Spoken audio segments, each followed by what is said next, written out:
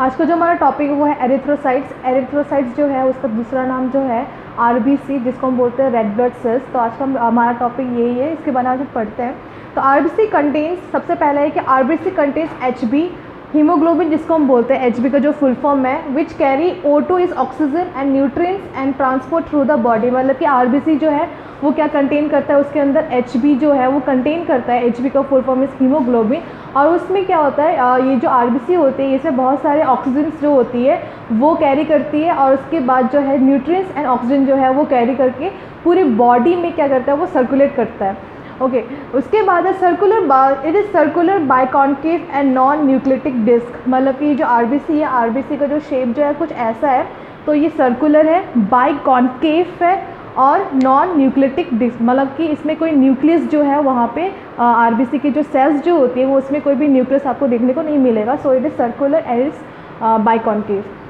Next is ये जो RBC जो होती है उसका साइज़ जो है वो कितना होता है, 7.8 माइक्रोमीटर होता है। 7 से लेके 7 to 8, मतलब 7 से लेके 8 के बीच में क्या है उसका माइक्रोमीटर होता है इसका साइज़।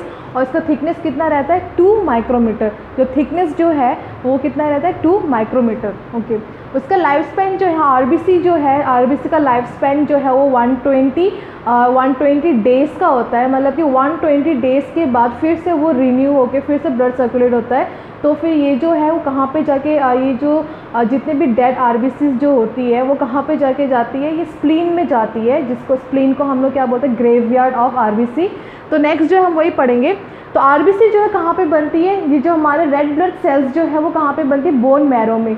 बोन मैरो में आरबीसी जो है उसका फॉर्मेशन होता है। और उसके बाद डेस्ट्रॉय और dead RBC is in spleen which is known as a graveyard of RBC. मतलब कि ये जो भी आरबीसी जो होता है अगर वो डिस्ट्रॉय हो गया, अगर उसका डेथ हो गया, तो फिर नॉर्मली क्या होता है 120 डेज़ के बाद वो ऑलरेडी क्या होता है फिर से रिन्यूअल के लिए वो चली जाती है। तो फिर उसकी कहाँ पे जाती है, जो भी डेथ या फिर जो भी डिस्ट्रॉय हो गया आरबीसी ये स्प्लीन में जाती है। स्प्लीन को इसलिए बोलते हैं, जितने भी डेथ या फिर डिस्ट्रॉय आरबीसी स्प्लीन में आती है, दैट्स वाई स्प्लीन को नाम दिया गया है the graveyard of RBC, graveyard of RBC. तो उसके बाद क्या होता है, जो आरबीसी जो है वो फिर से क्या होता है कि बोन मैरो से फिर से वो क्या होती है, फिर से रिन्यू होती है, फिर से वहाँ से फॉर्मेशन होता है, फिर से पूरे बॉडी में सर्कुलेट होती है।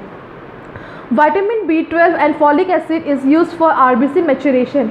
आरबीसी जो है उसका मैच्योरेशन में कौन सा विटामिन यूज़ हो रहा है, विटामिन B12 यूज़ हो रहा है और फॉलिक एसिड जो है, इन दोनों के प्रेजेंस के वजह से आरबीसी जो है उसका मैच्योरेशन होती है।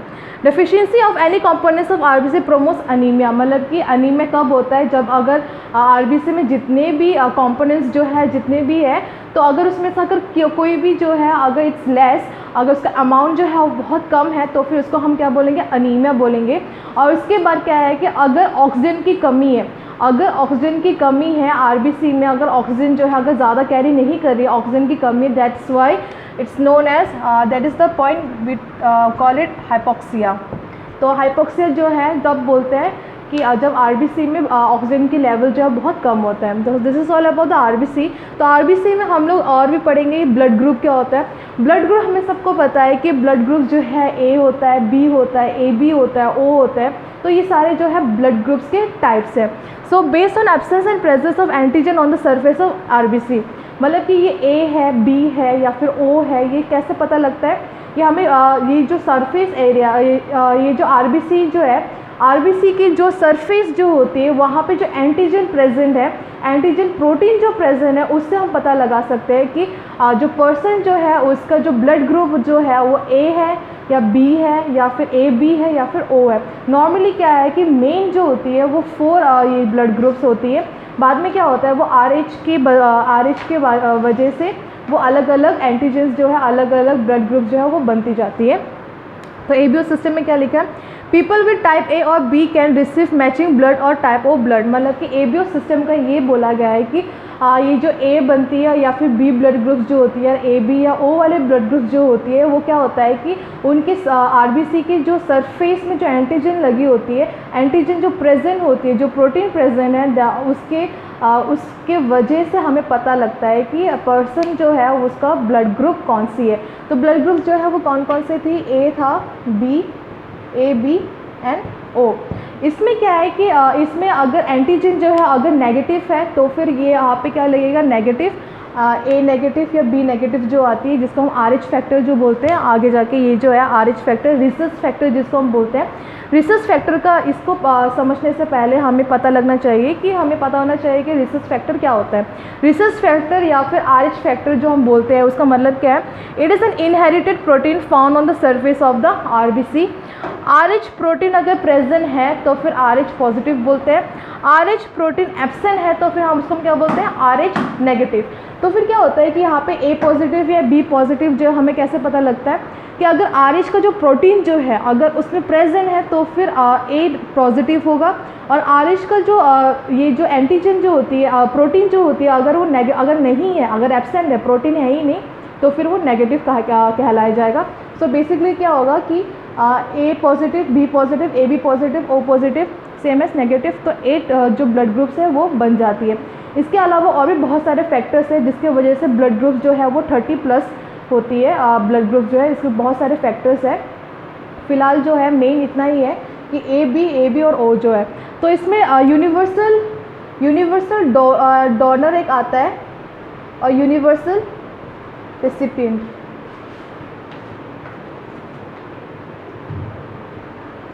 यूनिवर्सल डोनर जो होती है तो वो कौन सा होता है? डोनर जो होता है वो AB होता है। AB जो होता है वो यूनिवर्सल डोनर होता है। AB जो ब्लड ग्रुप वाले जो पेशेंट्स होते हैं या फिर पर्सन्स जो होती है वो जितने भी ब्लड ग्रुप्स हैं उनको दे सकते हैं, बिकॉज A, B और O सबको दे सकते हैं, बट रिसिपिएंट जो है वो कौन है? सॉरी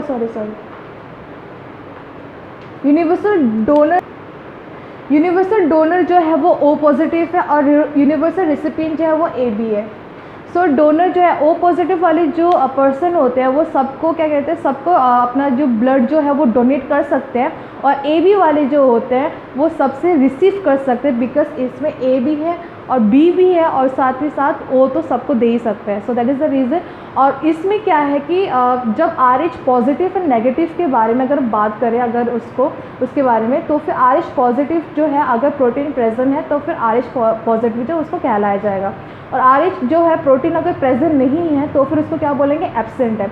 तो फिर इसमें क्या होता है कि अगर RH पॉजिटिव वाला अगर कोई भी पेशेंट है और RH नेगेटिव वाला कोई भी पेशेंट है, तो इसमें क्या, अगर RH नेगेटिव वाले पेशेंट को जिसमें प्रोटीन है ही नहीं RH वाला, तो इसको अगर गलती से अगर ब्लड ट्रांसफ्यूजन वगैरह हो गया, तो अगर ब्लड ट्रांसफ्यूजन अगर गलती से RH पॉजिटिव वाले का अगर ब्लड जो है अगर RH नेगेटिव वाले को अगर हमने बाय मिस्टेक जो है अगर उसको ट्रांसफ्यूजन कर दिया, अगर ब्लड जो हमने चढ़ा दिया, तो फिर क्या करती है जो ब्लड जो है जो रिसीवर है उसका जो ब्लड जो है वो क्या करती है? एंटीजन के खिलाफ एंटीबॉडीज़ जो है बनाने लग जाती है। उसके बाद क्या होता है कि वहाँ पे बहुत ज़्यादा इनकम्पेटिबिलिटी जो बोलते हैं वहाँ पे होती है। तो सेम थिंग क्या होता है कि जब प्रेगनेंसी में अगर मदर का अगर ब्लड ग्रुप जो है अगर वो नेगेटिव है और जो बच्चा जो है उसका अगर ये जो RH जो होती है, RH फैक्टर जो होती है अगर वो पॉजिटिव है,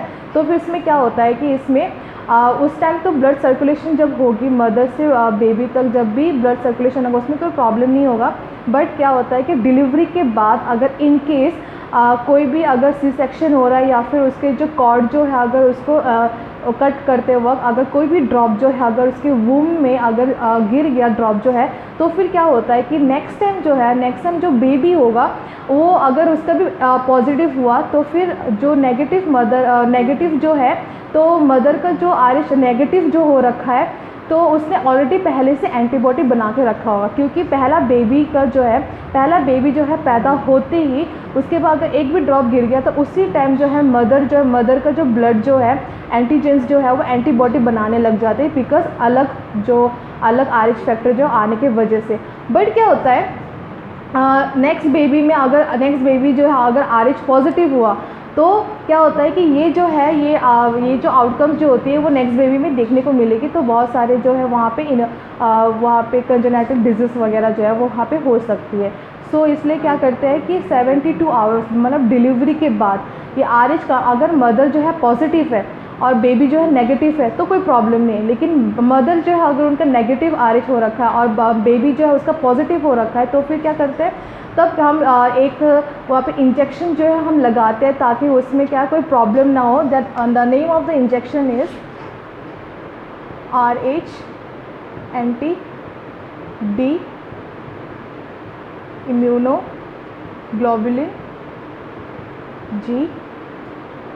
हाँ, तो ये जो है RH anti D immunoglobulin G जो है, इसमें क्या करना है, ये वाला जो इंजेक्शन जो है ये लगाना है किसको, मदर को, ताकि नेक्स्ट बेबी जो हो उसके वजह से कोई भी इनकम्पैटिबिलिटी जो है वो चीज़ ना आए। तो डिलीवरी के बाद, डिलीवरी के जस्ट बाद, डिलीवरी के 72 hours, with in 72 hours after delivery ये इंजेक्शन जो है वो IM लगाना है, मतलब कि इंट्रामस्कुलर। तो इंट्रामस्कुलरली ये वाला जो ये इंजेक्शन जो है वो लगाना है ताकि नेक्स्ट बेबी जो है उसको कोई प्रॉब्लम ना हो। So this is all about the RBC। I hope कि आज का क्लास जो आपको समझ में आ गया। Thank you class.